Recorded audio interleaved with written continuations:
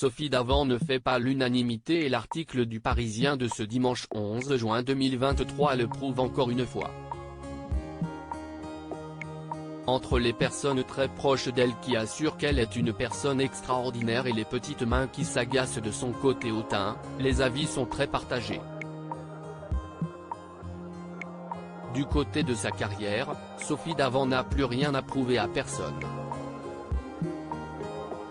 En 1986, elle débarque sur Antenne 2 en tant que simple rédactrice et travaille notamment pour le 19/20 de FR3.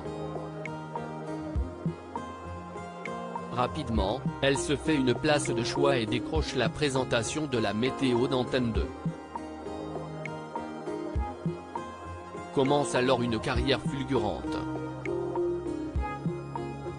En 1987, elle présente son premier bulletin météo pour Télématin, émission durant laquelle elle rencontre d'ailleurs William Lémergie, aujourd'hui son compagnon de vie. Entre 1990 et 1992, elle co-anime Fort Boyard aux côtés de Patrice Laffont et continue, en parallèle, de présenter les bulletins météo de la chaîne.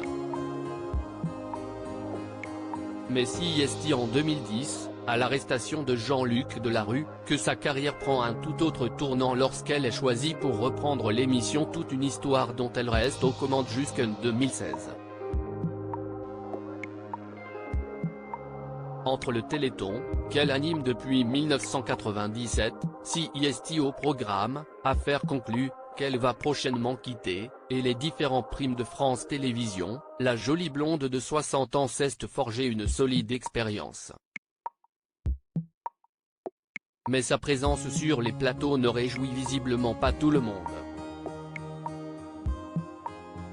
En effet, depuis des années déjà, les rumeurs sur le mauvais caractère dont elle ferait preuve en coulisses vont bon train.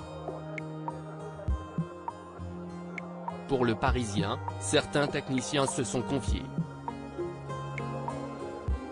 Elle fait partie des animateurs avec lesquels j'ai détesté travailler. Il y a la face A et la face B chez elle. Dès que la caméra s'allume, elle est souriante, on dirait la bonne copine sympa. Mais dans les coulisses, elle peut être cassante. En dehors de ceux qui lui sont proches, elle échange peu, assure l'un d'entre eux. Deux salles, deux ambiances décrites comme hautaines, distantes et mal aimables avec certaines petites mains, la présentatrice n'a finalement pas si bonne réputation que ça. Sur le plateau, ça brille, et dans les couloirs, c'est moins sympathique. Elle semble être dans le paraître. Autant Nagui venait nous voir, toujours dans la bienveillance, autant Sophie Davant ne nous accordait pas 5 minutes, déplore un parent d'enfant malade ayant participé au Téléthon. C'est assez injuste car Sophie a beaucoup d'empathie pour tous ces enfants malades, plus réservée peut-être que Nagui, mais très impliquée pour le Téléthon. De son côté, Sophie Davant se dit profondément blessée par ces accusations. Elle peut néanmoins compter sur ses collègues proches qui affirment tout le contraire. On l'a dit froide, mais c'est parce qu'elle est dans une bulle lorsqu'elle travaille. Ce n'est pas de l'arrogance ou du mépris, c'est juste du professionnalisme, affirme sa grande copine Caroline Margeridon tandis que Laure Ruquier la décrit comme sympathique, fragile et peu sûre d'elle. Même sa coiffeuse, Magali de Magalès, tient à prendre sa défense. C'est une vraie gentille. Elle a un grand cœur. Elle est très fidèle, à l'écoute, et très drôle.